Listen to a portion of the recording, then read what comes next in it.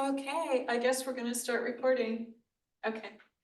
All right, we are honored to have a very wonderful professor with us today, Carly Kenkel. I'm gonna introduce her by looking also at this are Wilford and Doris Zinsmeyer Early Career Chair in Marine Studies, and your associate professor. Technically an assistant professor still, my package. Almost. Yeah. At USC, and she's come to give us a really excellent talk about all her wonderful research, and take it away. So Awesome. Yeah, thanks, Jennifer, for the invite. I know this is sort of outside of the normal spatial science material that we'll cover, but hopefully you'll learn something new and sort of get a sense of how we think about biology over space. Well, before I begin, I just want to acknowledge that most of the work I'll be telling you about today was conducted in the Florida Keys, the original homelands of the Calusa and Tequesta and Seminole people, as well as here on the USC campus, the traditional and unceded territory of the Tongva people. I'm going to take a moment to acknowledge and pay my respects to their elders, past, present, and emerging. I lead the Cnidarian Evolutionary Ecology Lab here at USC, which is a mouthful, but I picked it for the acronym. We're the C Lab, and there's no lab without the people. Before I begin, I really need to thank this amazing group of people with whom I'm privileged to work. Their ideas and enthusiasm make my life so much better, and it's through their efforts that I'm thrilled to share the stories I'll be telling you about today. And of course, it's not just the people, but the money that makes the world go round, and funding from both public and private institutions has been critical for getting these ideas off of the ground and into the real world. So what do we work on in this really obnoxiously named lab? It all starts with variation in organismal phenotypes, so sort of up here at the top. We're really interested in both the causes and the consequences of this variation. 6.5 years ago, I was fortunate enough to start my lab here at USC, which is focused on unraveling these connections. So we work to understand how ecology, or sort of interactions between organisms and their environment, induce or select for different phenotypes or the traits or observable characteristics of organisms. And although this schematic kind of picks the highlights the abiotic environment, some aspects of temperature, we're equally interested in components of the biotic environment, so interactions with things like parasites or symbionts. My lab also works to understand how these ecological interactions influence and are influenced by the evolutionary trajectories of populations and species, which may be determined by changes in the function of genes or in the regulation of genes. And we use a variety of tools to address these questions, ranging from field experiments to ecophysiology to genomic analyses. And because we study organisms who are the ecological equivalents of canaries in the coal mine, we really make every effort to translate our work into applied solutions for the management and restoration of reefs. But really, it does all begin with phenotype, right? Our interest in the observable characteristics of organisms, because that's really the mediator, right? It's the responses of the organisms, right, that then leads to these changes in gene function, the responses of the organisms that sort of mediates this interaction between genome and environment. And climate change is threatening populations because existing phenotypes, right, might be ill-suited to new or rapidly changing conditions. And ultimately, whether organisms persist or go extinct is going to depend on their ability to shift their traits, to shift their phenotypes in an adaptive direction. This can be achieved through adaptive genetic changes, through the migration of individuals to more appropriate or better fitting locations, through acclimation or plasticity, changes in the physiology to match the environment, or some combination of these mechanisms. Now, for long-lived, really broadly dispersing organisms that experience a lot of predictable environmental variation, like coral, it's actually plasticity, or this acclimation capacity, that's predicted to play a significant role in their response to climate change. And plasticity is kind of a convoluted topic. So by definition, it's the ability of an organism to change its phenotype, to change its physical characteristics in response to environmental variation. And this is one of the really classic examples of plasticity. It's the elucidation of defensive spines. So these Daphne are clones, genetically they're identical. The only difference is that the one on the left here has been exposed to a chemical cue from a predator. And so in response, it grew these crazy like head and tail spines to reduce its susceptibility to predation. Right, but genome is totally the same. It's just what is being turned on or off. So that's a classic example of plasticity, and clearly that's adaptive, right? That spine's going to prevent that from being eaten. But plasticity doesn't actually have to be adaptive. It can be adaptive in the sense of being beneficial. It can be maladaptive. It can actually be harmful, or it could be totally neutral, right? So to really understand the role of plasticity in ecology and evolution, we have to layer on an understanding of how it relates to fitness, or like the ultimate survival and reproduction of organisms. So to clarify that, I'm going to use a reaction norm framework. So I'll try to walk you through how we visualize and quantify plasticity through a combination of genotype and environmental effects. So this like hypothetical panel environment is on the x-axis. So you can imagine this is like a continuous environmental gradient, or even like, discrete categories of environments. And then on the y-axis is the trait value, right? This would be spines, no spines in a categorical, or some other continuous trait metric. And each of these lines represents different genotypes, right? Different genomes. So you could have an example where, right, organisms just express higher trait values as a function of their genetics. And it doesn't matter what environment they're put into. In this case, the blue genotype is always going to be the top performer in this example. You can have instances where environment modulates that expression, right? Yeah, blue is still the top performer, right? But the overall range of trait variation that's being expressed, right, shifts as just a total linear and like additive function of the environment that organism's in. You can also have much more complicated patterns of these lines, right? You can have instances where there are interactions, where in some environments, right, the blue genotype produces, we'll say, the highest trait value, whereas in others, it produces actually the lowest trait value. These lines cross. This is what's known as a genotype by environment interaction, or variation among genotypes in their degree of plasticity, right, or their degree of acclimation to these different conditions. And then layering on fitness is sort of a third value to know whether like this was good, right?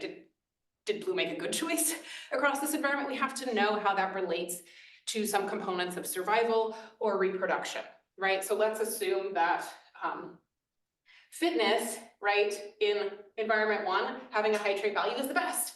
And then in environment 2, having a low trait value is the best. So in this case, right, blue's response perfectly maps on to like the highest fitness. Therefore, this was adaptive plasticity.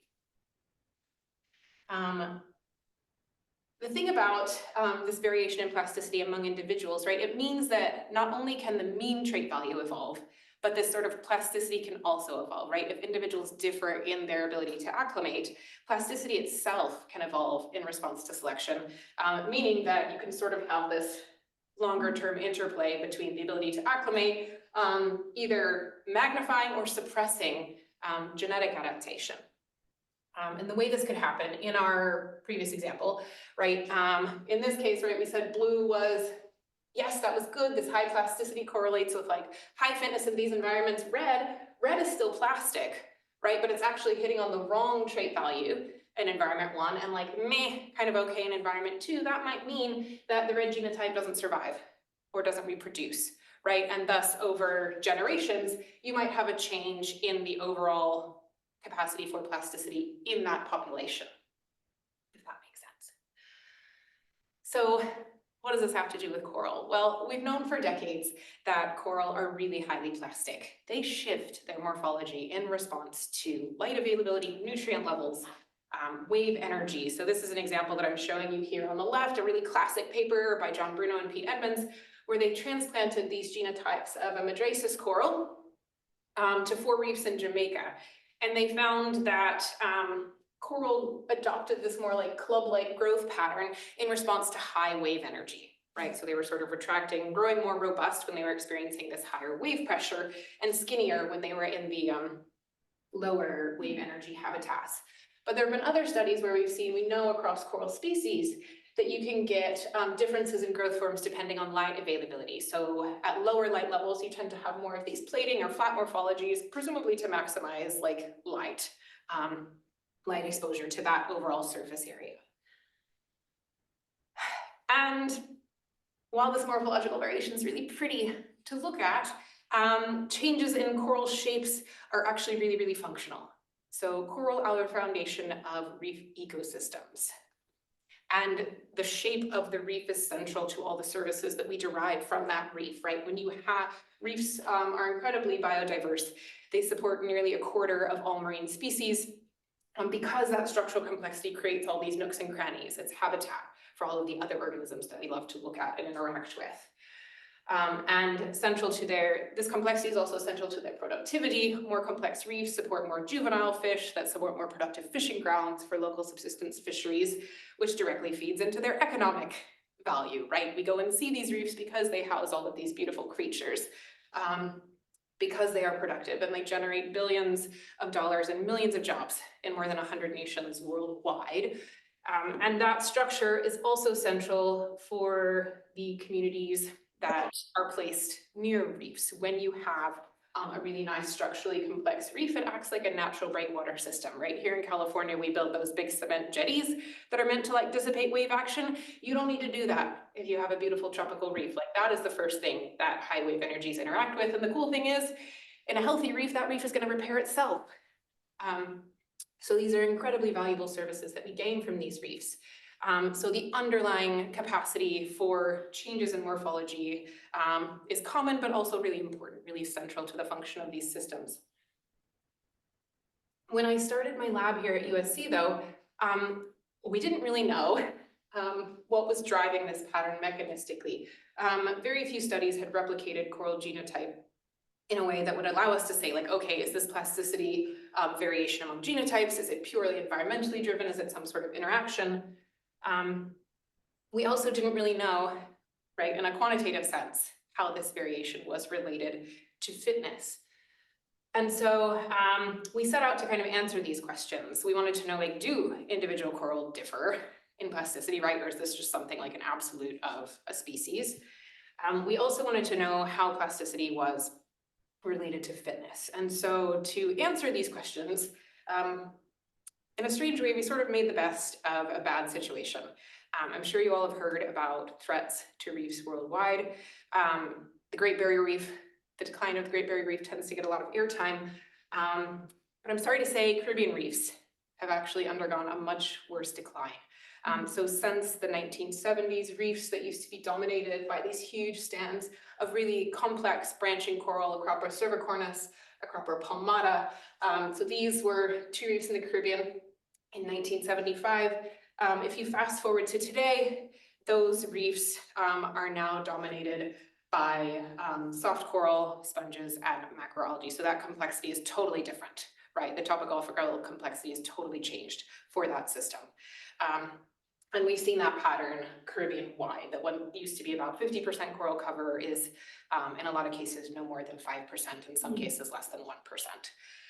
So in response to this, nonprofit organizations, for-profit organizations, government, non-government, there's lots of folks working to propagate reefs in land-based and in field-based nurseries in order to generate biomass for the purposes of reef restoration to try to restore, right, the ecosystem and also restore the services that we get from that ecosystem. The way that they do this, though, is that they take these sort of lines or collections of individual coral genotypes and they just keep breaking them. So the cool thing about coral is they can reproduce through fragmentation. So you can just break coral into pieces, those pieces keep growing, and that's what they do, right? They have all of these known genetic lines, they break them, they make more, they break them, they make more, they break them, they make lots. So this is coral from that location? Absolutely. So it's wild collected, they bring it into these like settings, right? These nurseries or farms, if you will, propagate them, and then they go back out and plant that biomass to try to accelerate the growth of that system. But that's a really great tool for us, right? Because now we have access to all of these genetic lines and we have the ability to go and just with a little bit of careful design, transplant them into these different field environments to ask some of our core questions. So the husbandry's gotten really good. The main problem that's facing these restoration organizations right now is that it's getting that stock back out onto the reef.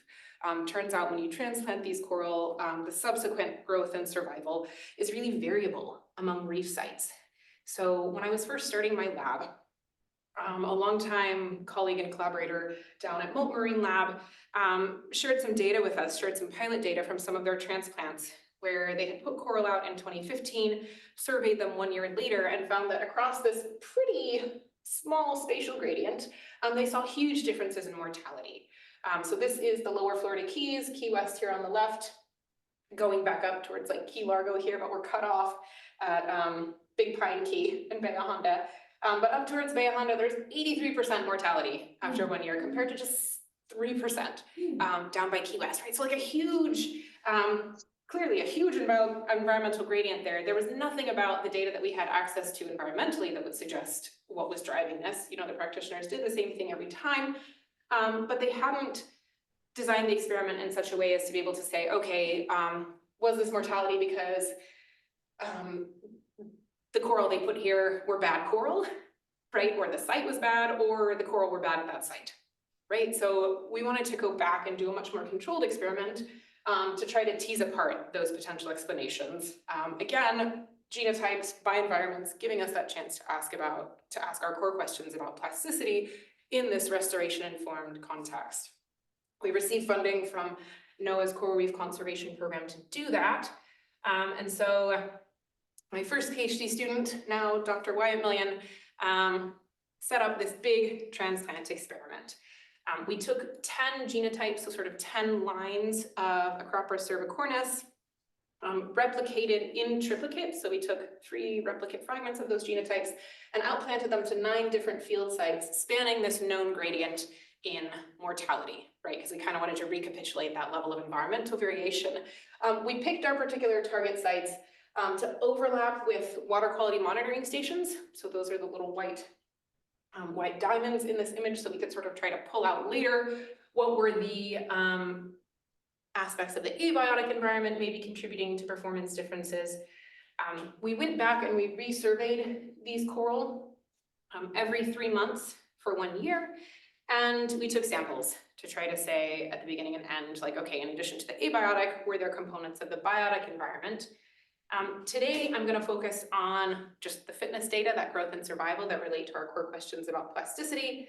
But I did want to shout out, if you'd like to learn more about some of the biology, I'll refer you to a study on genotype and environmental effects on the coral microbiome that was led by another of my former PhD students, Dr. Emily Aguirre. So what did we find? We saw significant differences in survival as a function of site, which is what we expected. Right, we knew there was that pre-existing site variation. So this is showing you over the course of 12 months, the survival probability starting out, everybody's 100% when they initially started, and then that starts to ratchet down. We sort of recapitulated that gradient where Bay Honda was again the site that had the worst survival with a significantly higher mortality risk than sites that were closer to the lower Keys, closer to Key West. But we also saw differences in survival among genotypes, right? So we saw that on average, some of our lines, and these lines are all just labeled with numbers. So this is the same plot, but now I'm showing you each of the individual lines as one of our 10 genotypes. Again, forgot to mention this, colored from best to worst, dark blue to Again, and so usually if I close it and log back in, it fixes it, but Jen, I just Jen, log you back. mute yourself, or mute. there we go. I have that power. Okay. Oh, yeah. I'm going to keep this labeling convention so that keep that in mind, that like blue to red by genotype is always like in terms of survival, that reflects the survival potential across sites. So significant differences in survival, right? Almost to the same degree, right? Where there's like 2.5 times mortality risk for our worst performing genets in comparison to our best across sites. But what was really interesting is that in addition to these additive effects, we also observed these genotype by environment interactions for survival. So how did we get at that? What I'm showing you here is a graph of the correlation matrix, sort of like the survival rankings across sites. So this is sort of asking, okay, if you were the top survivor at this site, were you also the top survivor at that site? What about that site? right? So this is doing it for our whole matrix of 9 sites. And these are geographically ordered. So, sorry, these are ordered by site-specific survival, not geography, going from like best to worst survival in the site. And you can see that in some cases there are strong positive correlations, right? If you were the best survivor, say at Big Pine, you were also the best survivor at Dave's Ledge, right? The ranking, the performance at one site is predictive of your performance at another site. But by and large, not really, right? And so like who survives best changes as you go across site, right? So some coral do better at some sites. That means it's going to be really hard to predict outcomes. Complicated. Or average outcomes. Yeah, it is really complex. To measure changes in growth and morphology, Wyatt also did some really incredible work to develop a protocol for taking individual two-dimensional photos and generating 3D models. We'll see if this plays. Basically, we stitched together 2D photos to create three-dimensional models so that we're then able to really finely measure aspects of growth that we couldn't necessarily get at if we were going to keep those corals alive in the field, right?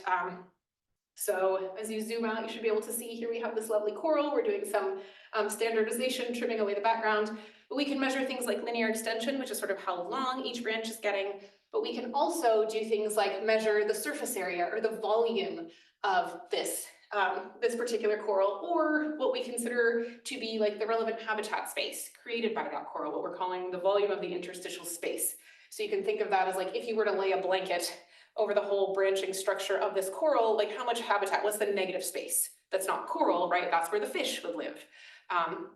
So that's another interesting dynamic. And then we can try to generate some comparative metrics to tell us about the overall shape of that coral, some more complex metrics where we're linking metrics like surface area to volume ratio or surface area to linear extension ratio to try to tell us like how that coral growth is distributed in space.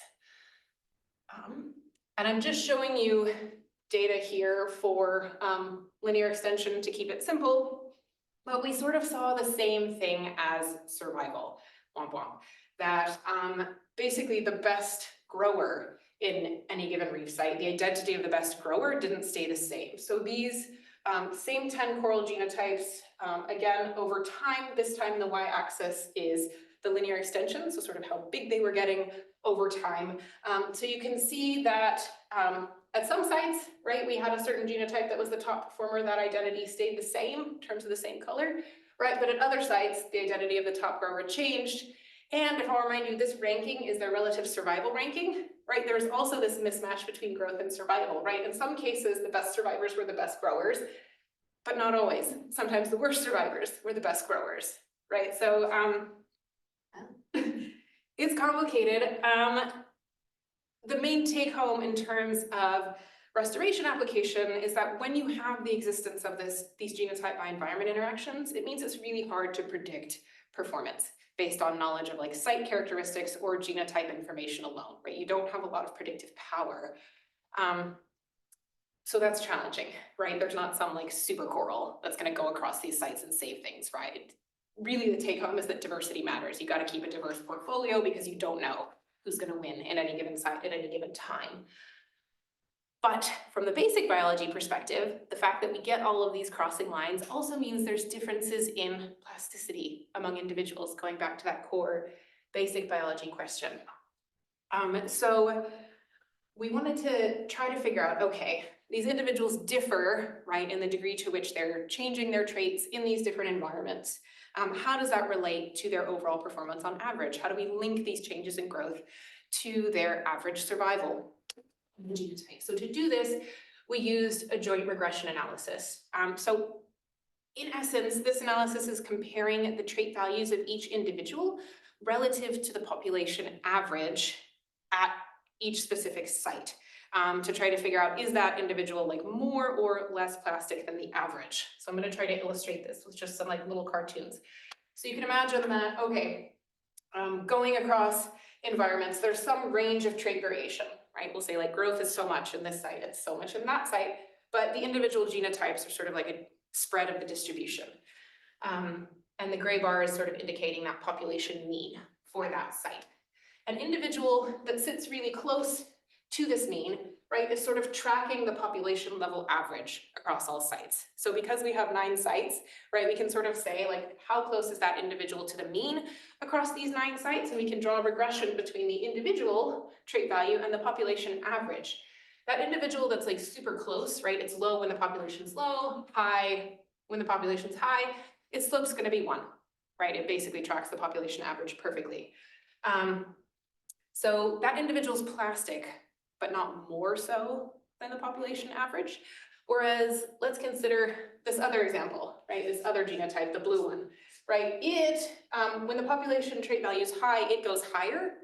When the population trait value is low, it goes lower. You end up, when you then calculate this slope, you end up getting a steeper slope.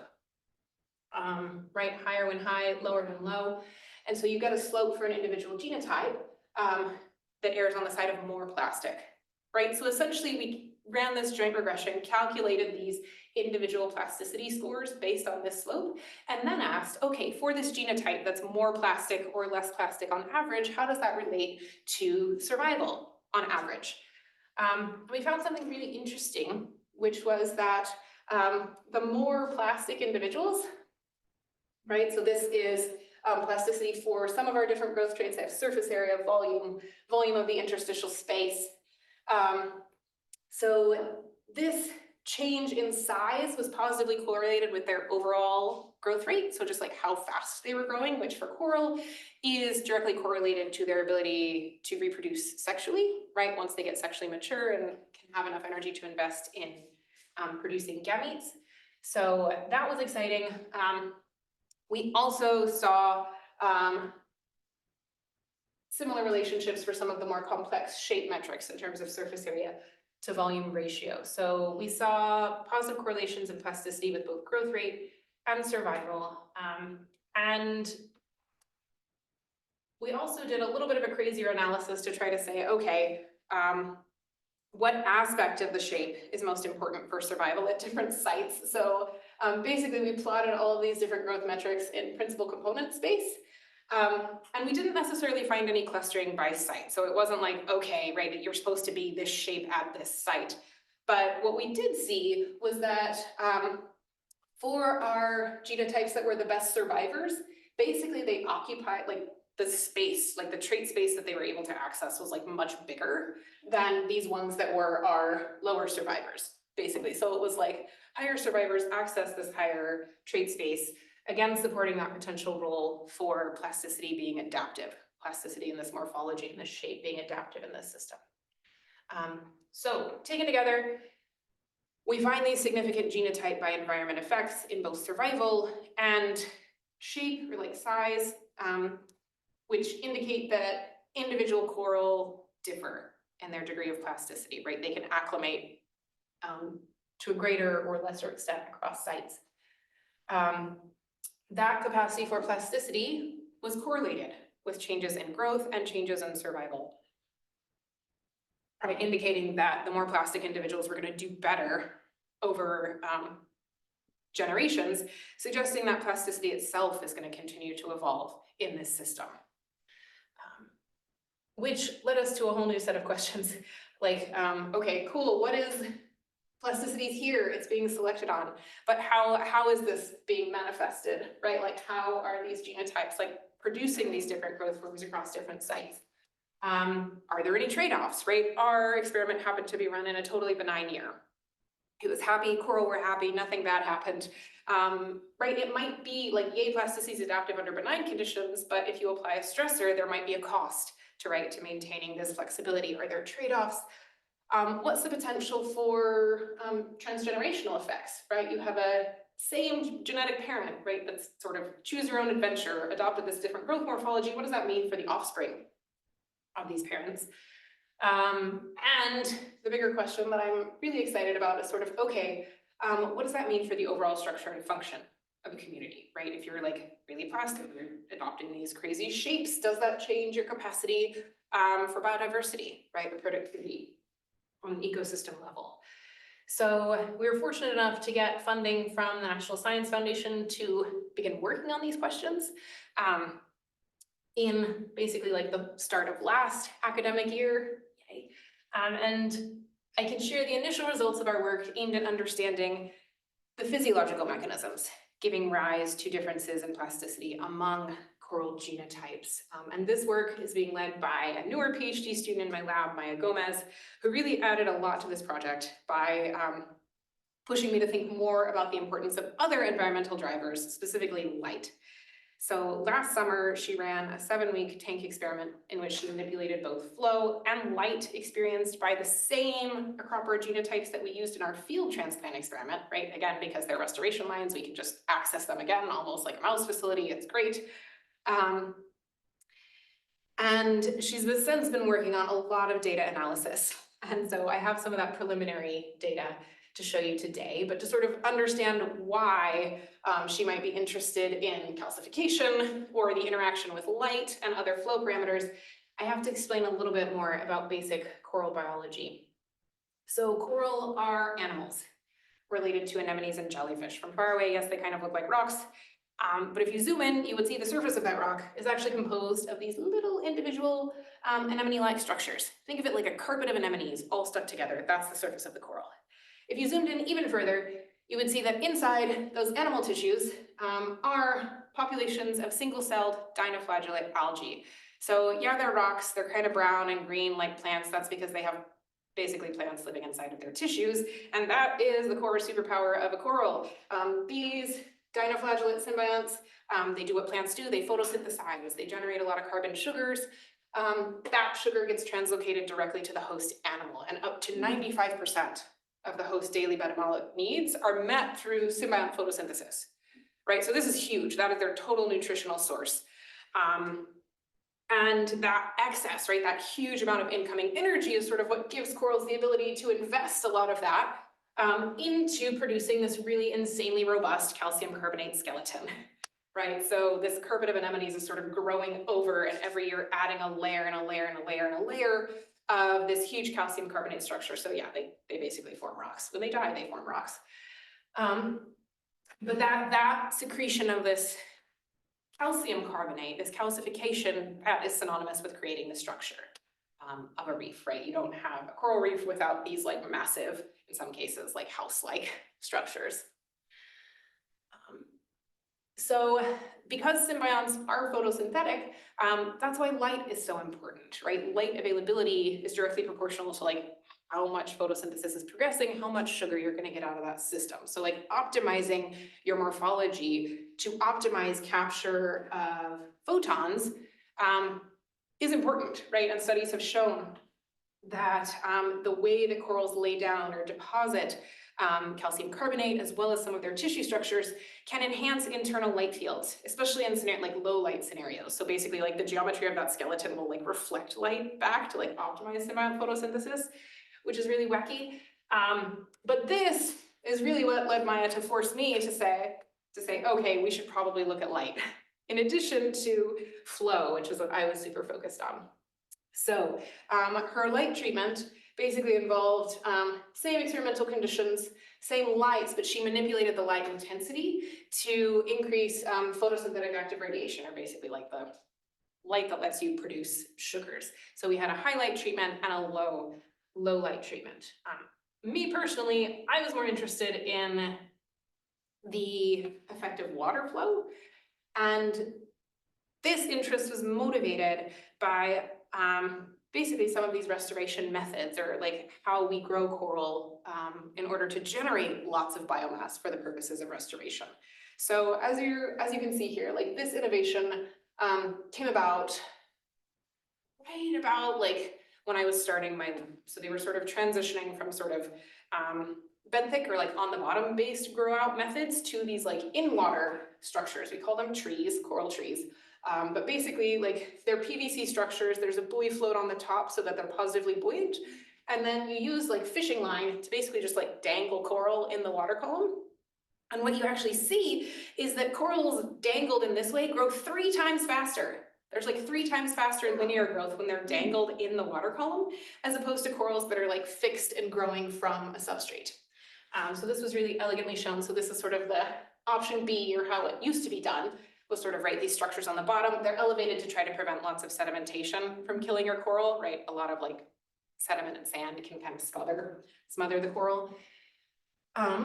But what Ilse Kuffner and colleagues showed was that yeah, you get like marked differences, right? So this is, again, same coral genotype, but either grown dangling from the tree or in this like suspended bottom substrate, right? You can see like, whoa, it's just like so much longer in the same relative time frame. So I was convinced that the fundamental difference between these two grow out conditions is sort of how corals perceive ambient water flow, right? Like when you're stuck to the bottom, you're experiencing all of that pressure and you can't really get away from it, right? So presumably you'd have to reinforce your skeleton to like deal with that. Whereas dangling on these filament lines, just kind of like swaying in the breeze, for lack of a better analogy. So what came first? The idea that it would be different, or that you just decided to give something else a try? I think so. I think it was just like trial and error, right? There's a lot of really great science that's being done by the restoration practitioners, right? They don't necessarily have time to write it up, right? But it's sort of like farmers being like, okay, let's try crop rotation or something else, right? Like these little tools that's like trying to increase productivity, because the real goal for them is like, how do we make more coral faster? So there's a lot of methods development around that. And so it was, everybody realized like, oh, wow, we can make a lot of biomass this way. And then everybody started doing it as a field. But we kind of wanted to come back and ask, well, like, why, right? Like, why are they perceiving this differently, right? So I was like, flow, and Maya was like, well, but if they're in the water column versus on the bottom, that's also differences in light, right? So like, how do you deal with that difference? And I'm like, oh, all right. So to do this really fine experimental control, Maya was really clever. We do a lot of like crafting. Yeah, sure. But she designed these like PVC rack systems. So basically it's like tank-based setups that mimic like a hanging structure. So it's sort of like a bar at the top. This is the exact same attachment, monofilament line with these little metal crimps. That's what corals are dangled on in the field. So totally the same, all at the same height, right? So they're all experiencing the same incoming light. Similarly, this isn't aligned well, but all at the same height. She reversed the attachment, still monofilament, still a metal grip. It's just now she attached them to a little rod, like a little plastic rod. I call these like the hot dog sticks, but basically it's like same orientation, same like light reception, but now they're fixed, right? And they're not just like passively dangling in response to the flow. And then she set up a whole, around these, like in each tank, set up a whole bunch of pumps to approximate basically the same kinds of current conditions that we saw in the field. So collected a bunch of field data, mimicked that with the lab data. So we did a fully crossed experiment where we had like high light dangling, high light fixed, low light dangling, low light fixed. Same thing, multiple replicates of our 10 genotypes to get those individual specific performance metrics. And she also collected a ton of trait data, even more so than what we could collect in the field, because we ultimately had a plan to destructively sample these corals. So these weren't going out for the purposes of restoration. So in addition to some of our standard metrics of growth that we can get from our three-dimensional models, we're also able to measure changes in weight gain, right, which is a proxy for like just how heavy, how much skeleton are they laying down. She's starting to do some micro CT scanning. This is the same kind of a scan you'd get like at a medical office, but it allows us to say, like, to look internally at how calcium is being deposited inside the skeletons after the fact, as well as additional metrics of physiology, host physiology. So we're able in the lab to get an estimate of photosynthesis of the symbions, as well as changes in their chlorophyll content or other things. And so she's still processing a lot of this data.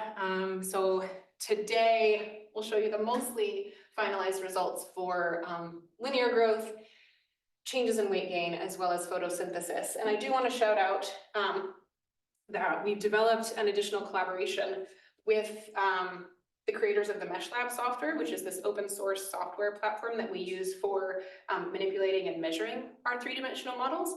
They were super cool. They saw our original paper and came to us and were like, how can we make this better for you? I was like, what? Who asked that? Who has time for that? But they've actually, we've been working back and forth sharing some of our data. So we were like, yeah, cool. Can you like automate these measures of linear extension or like do some automated branch measuring calculations? So they've actually been developing like new algorithms to basically automatically process, adding new buttons to the software. So they've been incredible and super patient. But what was really cool is that for this experiment, before when we measured linear extension, like someone by hand was just drawing a line from like bottom to top, right? So it was sort of like straight, imagine if you put up a ruler next to this, but that doesn't quite capture the natural growth form. So what they did was this new algorithm, right? Basically it's like a curvilinear growth. So it is like the actual approximation of this linear extension, much more closely following the actual curving of the branches than what we could do before. So that's the linear extension data I'll be presenting today. So what I'm showing you here on this plot, on the y-axis, this is linear growth, totally similar except for it's the curvilinear growth to the data that I showed you for the last experiment.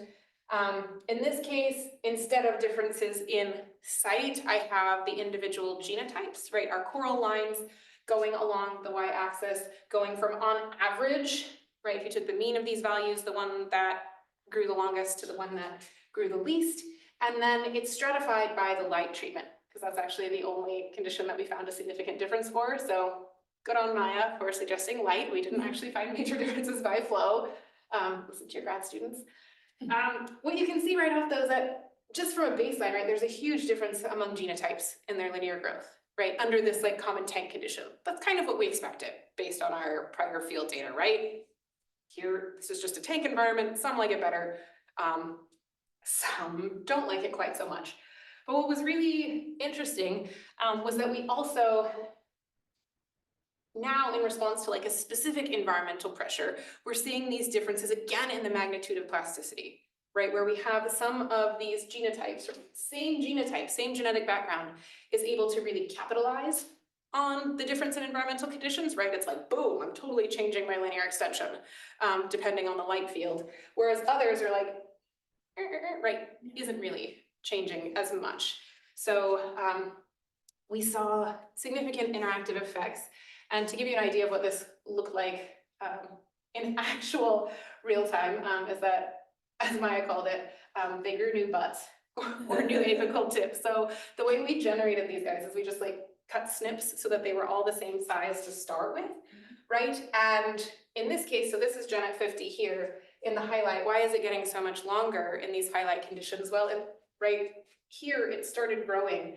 It had enough energy to be able to invest in basically growing out like both ends of the fragment now. Whereas under the low light, same time frame, it didn't extend, right? Like it covered over, the tissue covered, but it did not start extending out this new tip.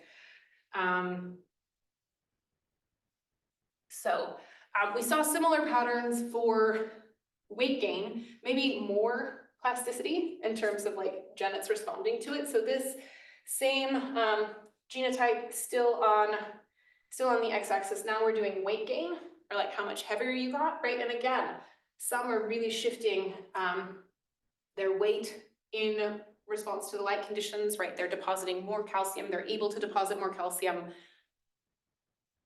under these different light conditions. And again, some genotypes were like significantly more plastic than others, right? Some were just like, okay, well, I'm chunky no matter what, right? I'm like depositing all of the skeleton no matter what. And some were like, whoa, the environment is really like making me shift what I'm investing in. This is preliminary, but what Maya found interesting was that if you look, again, sort of that relative rank order, so if you say, okay, right, we saw genotype 50 was like the most plastic in terms of extension, in terms of like how long the skeleton was getting.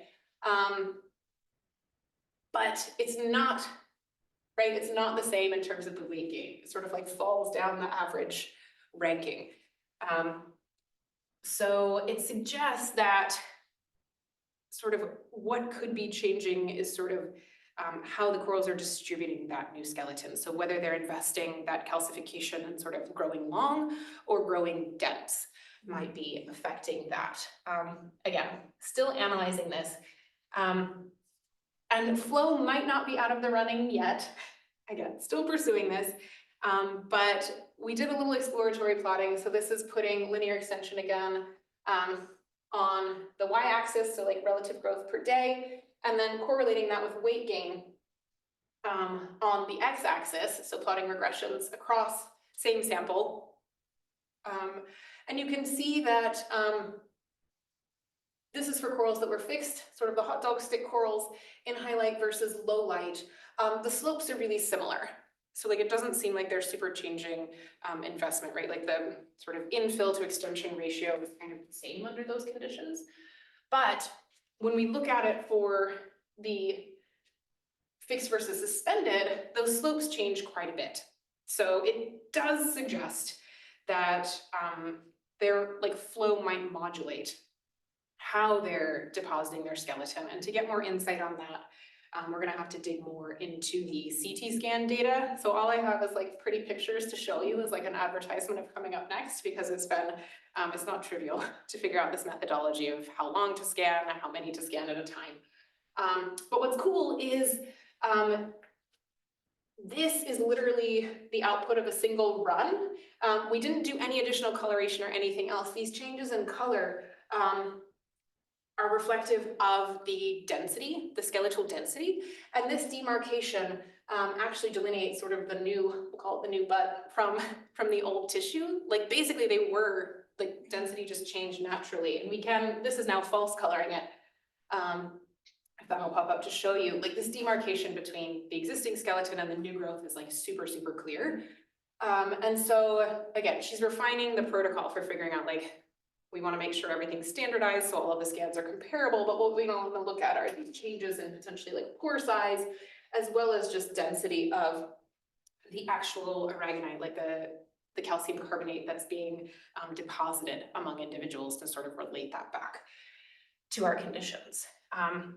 Now, in terms of, because we're seeing these really big changes of light, just one last bit of data that I'm going to show you, because this is a common question that coral biologists have, is that, okay, like if you're giving them these different light fields, are these differences in calcification just exclusively mediated by the symbiont physiology, right? Like, okay, cool, you got some better symbionts, they're giving you more sugar under these conditions, and that's what's giving you the boost.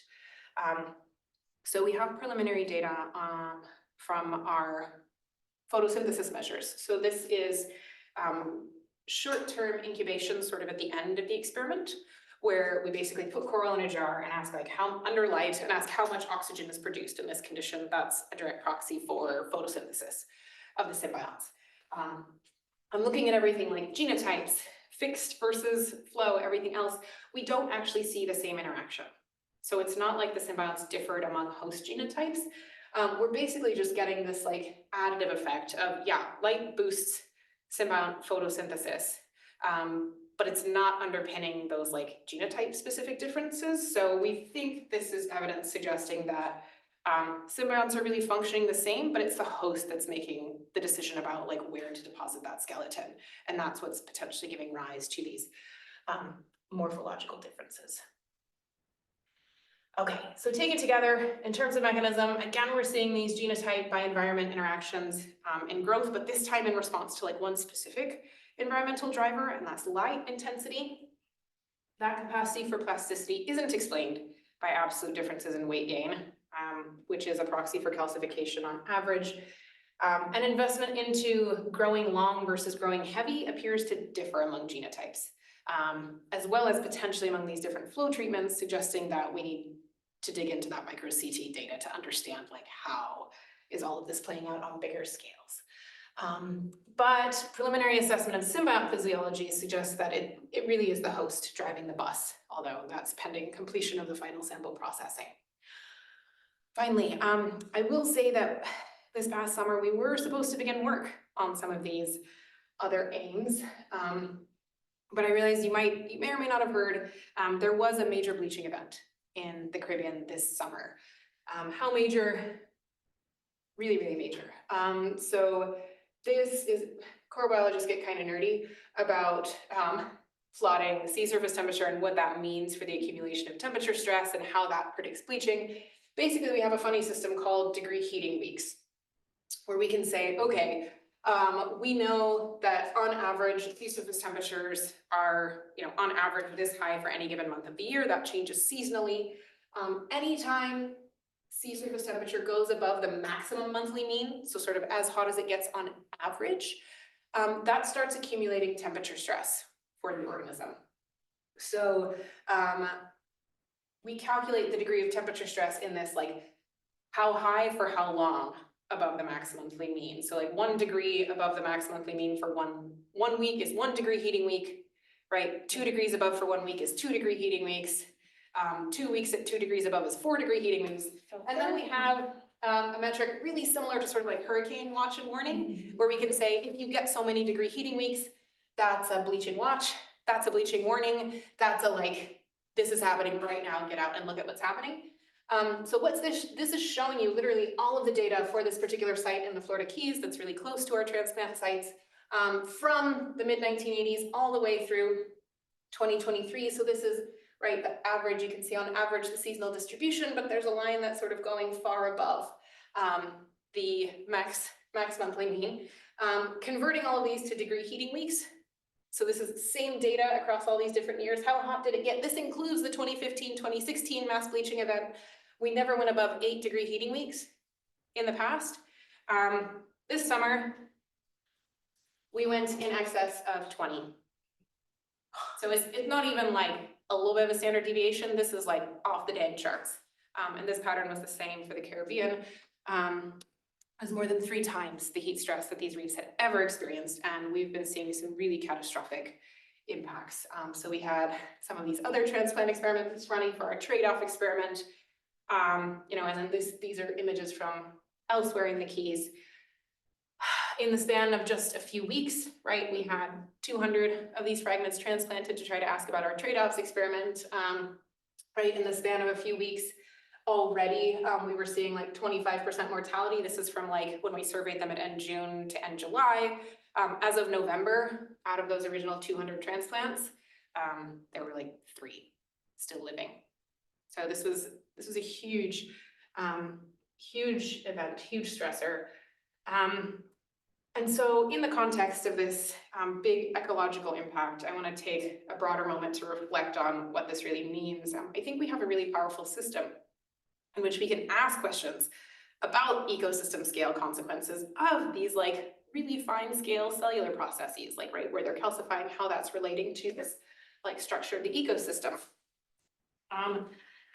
And so, you know, losing reefs means, yeah, we're going to lose those services that we care about. But I think the thing that doesn't get a lot of airtime is losing reefs means we also lose the chance to ask these really fundamental questions about core aspects of their biology that can inform our understanding in other systems too.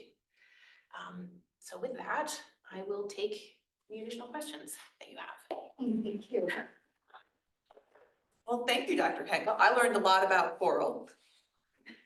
So my first question, just because we were just talking about bleaching and how they very literally bleach, so I didn't really realize that. Is that the symbiotic dying off and then the coral dies off because it can't eat? Yes, so I realize now I didn't explain that. You're the first ones to get this talk, so maybe you have to do Sure. a little more coral biology 101 when I explain this.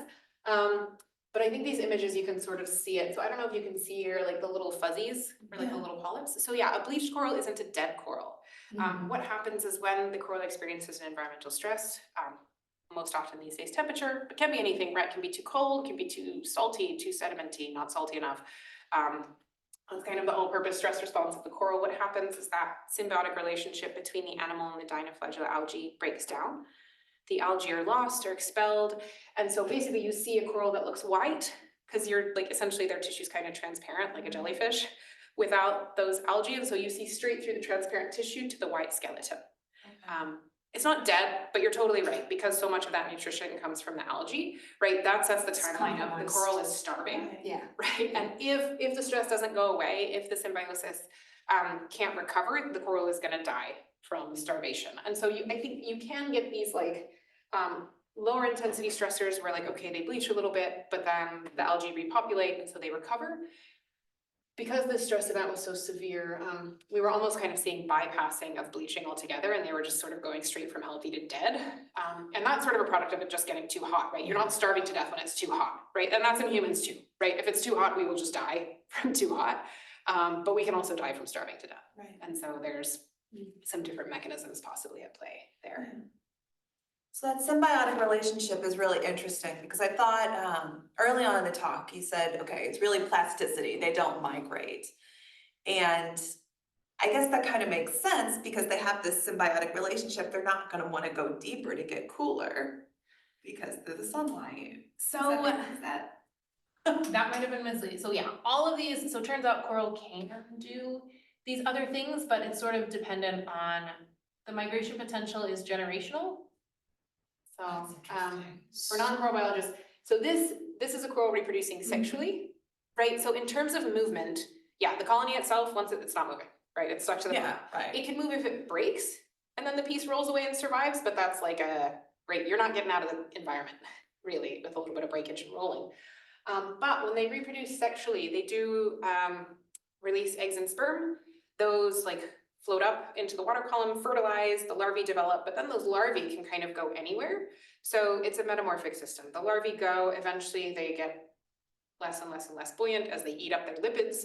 They get close to the bottom, and ideally if they're close to the bottom on a reef, yay, they can sniff around, find a spot, metamorphose and become that first little polyp. So there is a migratory phase, but it's linked to sexual reproduction. And most of the time it's a fail, right? If you think of like gametes go somewhere, these little bitty larvae that are like millimeters long can't swim against ocean currents. So these are the kinds of species that produce like millions of babies and hope that one survives. That are selective. Yeah.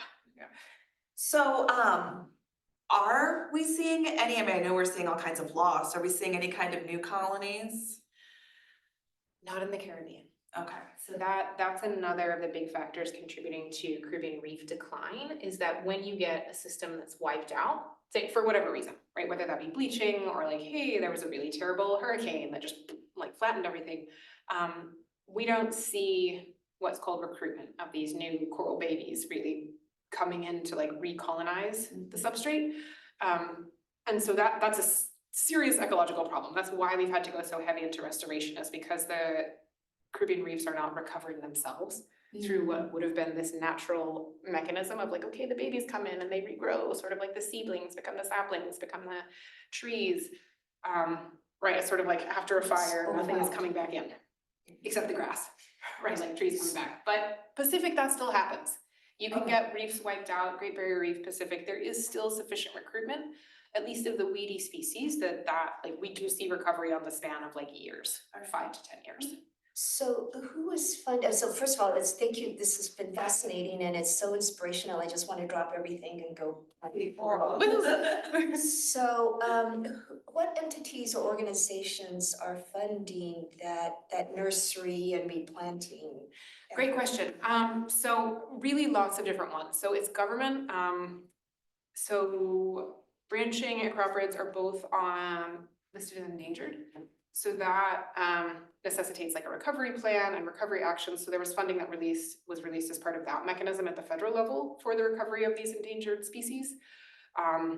So there's some money there, as well as federal funded programs through NOAA, that's like their coral reef program. They will fund like science in support of, and some restoration arms.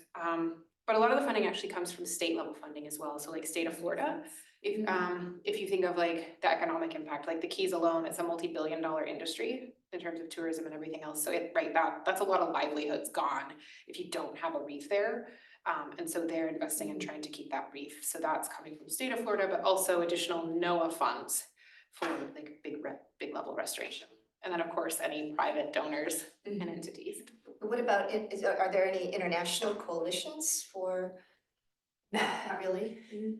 So there a big international funding push just came a few years ago. It was funded by the G20.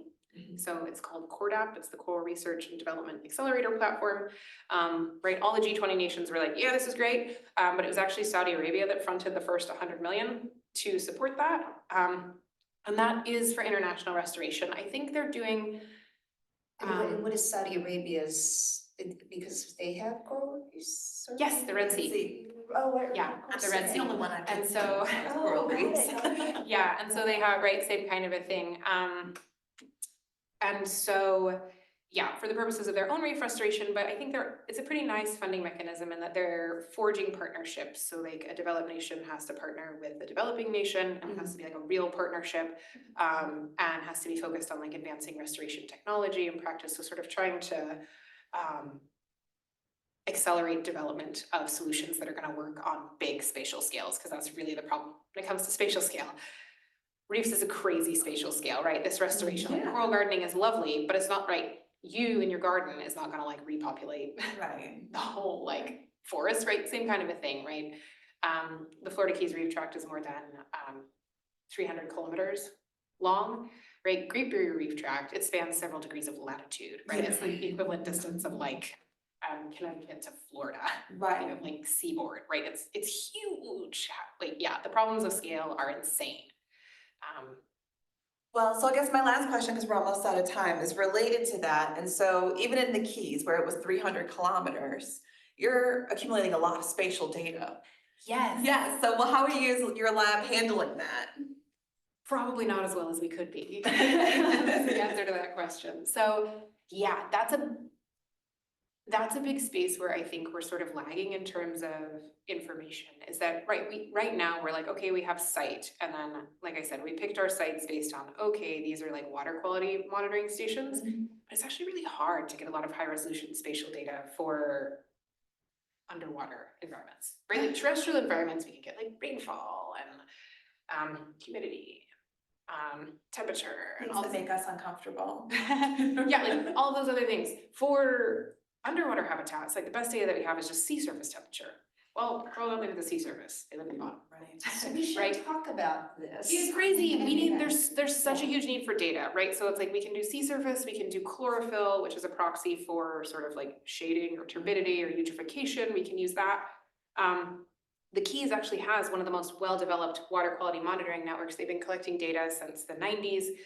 It's at a network of like 300 stations, sort of spanning all of the Keys, but they only get out quarterly. So I only have a data point once every few months, right? So Okay. that's not going to capture that extreme rainfall runoff event, right? It's just going to be conditions on average for those sites. And so, right, like that data is not great. And then for us to get any sort of finer scale data, it means we need like a really expensive logger. So I was saying, like, for our flow conditions, we took actual flow measures on the reef, but I had to buy one piece of equipment to get a really high level of flow. And that was like $15,000 to be able to put it at one site to get like real-time water flow data over the course of a couple weeks, right? I don't have that money to sink and like putting out Right. loggers across all the sites, but I feel like we could do a much, much better job of trying to characterize these environments. And yeah, putting it on a spatial scale that would let us say like, oh yeah, that's the reason that site didn't do well.